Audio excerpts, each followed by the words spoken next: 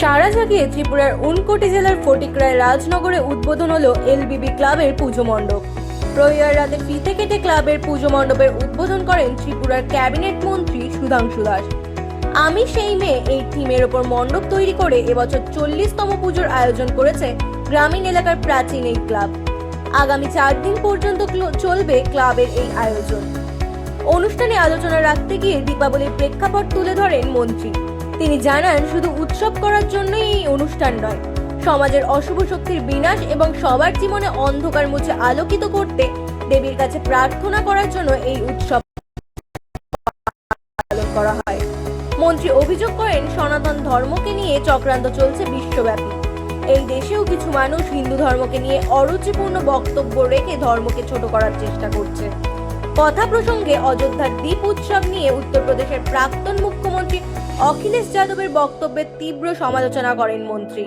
তিনি বলে, অখিলেশের মতে এই প্রদীপ জ্বালিয়ে কোনো লাভ নেই, এটাই তাদের মানসিকতা। দীপাবলিতে বাজি ফোটানোর বিরোধিতা নিয়ে দিল্লির পূর্বতন সরকারের সমালোচনা করেন তিনি। মন্ত্রী বলেন, সেখানকার পূর্বতন হিন্দু বিরোধী সরকার দীপাবলিতে বাজি ফোটানো বন্ধ করে দিয়েছিল। এ নিয়ে নিজের সরকারের প্রশংসা করে মন্ত্রীর দাবি, বিজেপি সরকার প্রতিষ্ঠার পর দিল্লিতে পুনরায় আদালতের অনুমতি নিয়ে শুরু হয়েছে বাজি ফোটানো। মন্ত্রী বলেন, পুজো পার্বণ করা মানেই হিন্দু ধর্ম পালন করা নয়। তিনি বলেন, যত মানুষ আজ পুজোতে অংশ নিচ্ছেন, আগামী দিনে দেবী কালীকে নিয়ে কেউ কটূক্তি করলে তত মানুষ যখন রাস্তায় নামবে, তখনই কেউ হিন্দু ধর্মকে নিয়ে খারাপ মন্তব্য করতে পারবে না। এদিন আলোচনা রাখতে গিয়ে সিপিএম দল এবং তাদের নেতা শঙ্কর প্রসাদ দত্তের একটি মন্তব্যের প্রসঙ্গ টেনে আনেন। তিনি বলেন, শঙ্কর প্রসাদ দত্ত রামচন্দ্রের দূত হনুমানকে সান্ডা মার্কা বলে আখ্যায়িত করেছিলেন, কিন্তু তার সেই বক্তব্যে একাংশ মানুষ প্রতিবাদ করলেও অধিকাংশ লোকই চুপ ছিলেন। প্রসঙ্গক্রমে নপুর শর্মার বক্তব্যকে সমর্থন করার অপরাধে রাজস্থানের কানাইয়া লাল সাহুকে গলা কেটে হত্যা করা, মহারাষ্ট্রের অমরাবতীতে উমেশ কোলকে খুনের প্রসঙ্গ উল্লেখ করেন মন্ত্রী। মন্ত্রী দাবি করেন, তাদের কাছে তাদেরই ধর্ম শেষ কথা। ধর্মের বিরুদ্ধে কেউ কিছু বললে এভাবেই প্রতিবাদী হন তারা। হিন্দু ধর্মের মানুষের দিকে অভিযোগের আঙুল তুলে মন্ত্রী বলেন, ধর্মের বিরুদ্ধে কেউ কিছু বললে তারা প্রতিবাদ না করে নিজেরা ব্যস্ত ভোগ বিলাস, ব্যক্তিকেন্দ্রিক জীবন এবং নিজেদের মধ্যে রাজনীতিতে। মন্ত্রী হয়তো বোঝাতে চেয়েছেন, ধর্মের বিরুদ্ধে কথা বলে রাজস্থান বা অমরাবতীর মতোই প্রতিবাদ হওয়া উচিত সর্বত্র।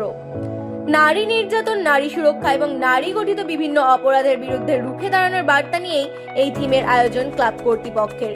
উদ্বোধন শেষে পুজো মণ্ডপ ঘুরে দেখেন অতিথিরা। এদিন অনুষ্ঠানের অন্যান্যদের মধ্যে উপস্থিত ছিলেন উনকোটি জেলা পরিষদ সভাধিপতি অমলেন্দু দাস, কুমারঘাট ব্লকের বিডিও ডক্টর সুদীপ ভৌমিক, কুমারঘাট পঞ্চায়েত সমিতির চেয়ারম্যান সুমতি দাস, এলবিবি ক্লাবের সভাপতি সম্পাদক সহ অন্যান্যরা। এদিন এলাকার দুস্থদের মধ্যে ক্লাবের তরফে বিতরণ করা হয় শীতবস্ত্র। পাশাপাশি কিংবদন্তি শিল্পী তথা অসমের হার্টথ্রোব প্রয়াত জুবিন গর্গকেও এদিন শ্রদ্ধাঞ্জলি প্রদান করা হয়। পাশাপাশি বিশিষ্ট শিল্পপতি প্রয়াত রতন টাটা সহ ত্রিপুরার প্রয়াত এক সঙ্গীত শিল্পী সহ প্রয়াত ক্লাব সদস্যকেও এদিন শ্রদ্ধা জানায় ক্লাব কর্তৃপক্ষ।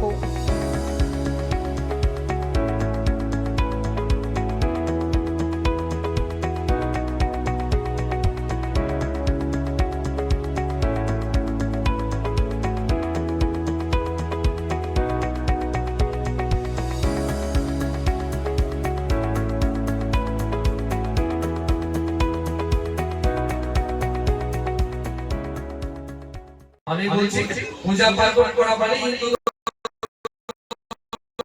পালন নয়।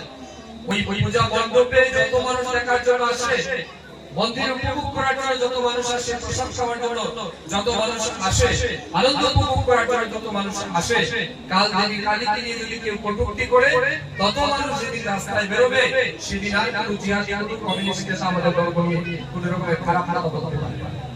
সেই লক্ষ্যে আমাদের এগিয়ে যেতে হবে। আমাদের রাজ্যের কমিউনিস্ট নেতা শঙ্কর প্রসাদ দত্ত কি করে বলতে পারলো যে ভগবান শ্রী রামচন্দ্রের অন্যতম দূত পবনপুত্র হনুমানজিকে সান্ডা মার্কা হনুমান বলে অপমান করলো? কিন্তু আমাদের রাজ্যে আমরা কিছু মানুষ প্রতিবাদ করেছি, কিন্তু বেশিরভাগ মানুষ চুপ। শঙ্কর প্রসাদ দত্ত আজও ক্ষমা চাইনি তার এই প্রতিবাদের জন্য, কিংবা তার জেল ফাঁসি হয়নি। কেন জানেন? কারণ হিন্দু সমাজ সবচেয়ে বেশি সমস্যা। কিন্তু আমরা কি দেখছি, নপুর শর্মা কি একটা বক্তব্য রাখলো, সেটাকে কেন্দ্র করে রাজস্থানে কানাইয়া লাল সাহু একজন টেইলার তার গলা কেটে ফেললো শুধুমাত্র নপুর শর্মাকে সমর্থন করার কারণে। উমেশ কুলিকে অমরাবতীতে খুন করলো গলা কেটে। তারপর পবন কুমার ব্যাঙ্গালোরে খুন করলো নপুর শর্মা আজও সুরক্ষিতভাবে বাড়ি থেকে বেরোতে পারে কেন? তাদের কাছে তাদের ধর্ম শ্রেষ্ঠতা, তাদের ধর্মের বিরুদ্ধে কেউ কিছু বলতে পারবে না, সারা দেশে আগুন লাগিয়ে দেবে। কিন্তু হিন্দু ধর্মের সবচেয়ে বিপদ হচ্ছে হিন্দু ধর্মের মানুষ শুধুমাত্র ভোগ বিলাসে ব্যস্ত, শুধুমাত্র ব্যক্তিকেন্দ্রিক জীবনে ব্যস্ত, আর নিজেদের মধ্যে কিভাবে রাজনীতি করা যায় সেটা নিয়ে ব্যস্ত। দীর্ঘ 22